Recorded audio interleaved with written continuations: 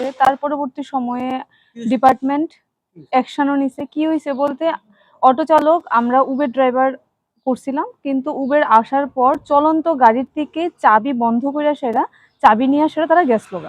তো তারা যাওয়ার পরে দিয়ে সেরা আমি তার পিছু নিছি। তার পাশাপাশি উবেরের কাছাকাছি যারা আসলো তারা আমার মার সাথে প্লাস উবেরের যে দাদা আসলো তাদের সাথেও মিসবিহেভ করছে, খুব বাজে কথা কইছে। আমি এখানে গালিগালোজ করছে কিনা সেটা আমার জানা নাই, কিন্তু বিভিন্ন রকমের হেনস্থ রকমের কথা কইছে যে কিনা আপনারা